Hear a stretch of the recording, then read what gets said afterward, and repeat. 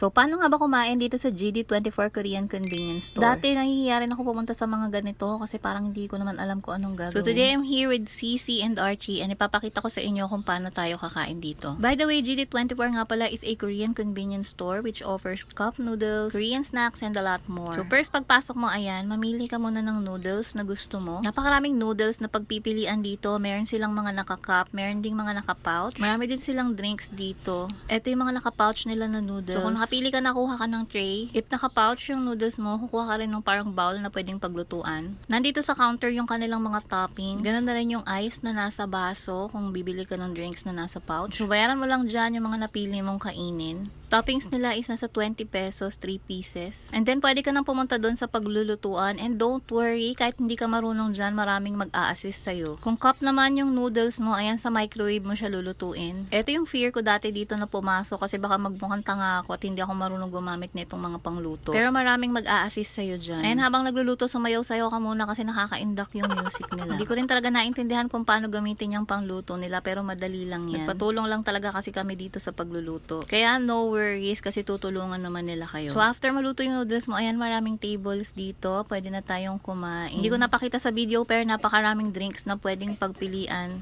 May nori sheets din dito. Ayan, pwede mo pang toppings. So syempre wag niyo muna kalimutang mag-picture para pang post sa Facebook at sa IG. Nakalimutan ko nga palang sabihin, etong bowl nila na pwede mo gamitin pang luto is may bayad din na 40 pesos. So kami ni Cici, nag-share lang kami dyan. 2 noodles naman yung kasya dun. Or if ayaw mo mag-rent ng bowl, pwede kang mag-cup noodles. Anyways, GD24 Korean Convenience Store is located at National Road, Putatan, Muntinlupa. Sa tabi lang siya ng Angel's Pizza. So, goes na kayo dito to satisfy your Korean snacks cravings. Promise, sobrang sarap and sobrang sulit.